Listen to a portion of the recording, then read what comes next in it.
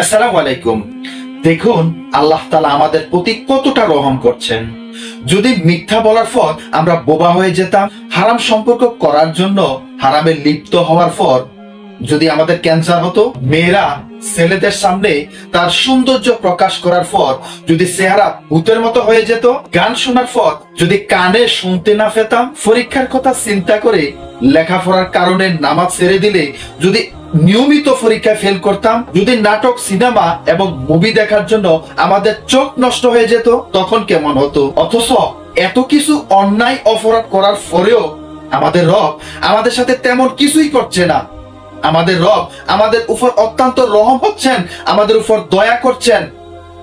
আমাদের রব আমাদের উপর বারবার সুযোগ করে দিচ্ছেন আমরা যেন তওবা করে আমাদের রবের পথে ফিরে আসতে পারি। অথচ দেখেন আমাদের কোনো ব্যক্তি আমরা এগুলো একটাবার ভেবেও দেখি না, চিন্তাও করি না যে আমরা কোথায় আছি, কি করছি, আমাদের কি করা উচিত। আমরা যখন আমাদের জীবন পরিচালনার ক্ষেত্রে গিয়ে এমন কিছু দুঃখ দুর্দশা আমরা পড়ে যাই, তখন ঠিকই আমরা আমাদের রবের কাছে চাই। আর যখন আমাদের রব আমাদেরকে বিপদগুলো থেকে উদ্ধার করে নিয়ে আসে, তখন ঠিকই আমরা আবার আমাদের রবকে বেমালুম ভুলে যাই। অথচ এটা হওয়ার কথা ছিল না।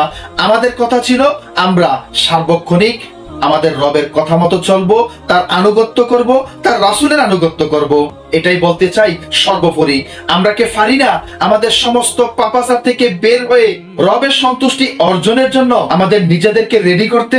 সুতরাং আসুন আমরা প্রত্যেকে যে যার দিক থেকে দুনিয়াবী স্বার্থকে জলাঞ্জলি দিয়ে নিজেদের ভালোর জন্য, আখিরাতে নিজেদের উত্তমটা পাওয়ার জন্যই আমাদের রবকে সন্তুষ্টি করি এবং সমস্ত হারাম সম্পর্ককে দূরে রেখে, পাপাচার থেকে দূরে রেখে নিজেদেরকে জান্নাতের পথে দাঁড় করাই। আশা করছি সকলে বুঝতে পেরেছেন। আল্লাহ তাআলা সকলকে বোঝার তৌফিক দিক। ওয়া মা তাওফিক ইল্লা বিল্লাহ। আসসালামু আলাইকুম ওয়া রাহমাতুল্লাহ।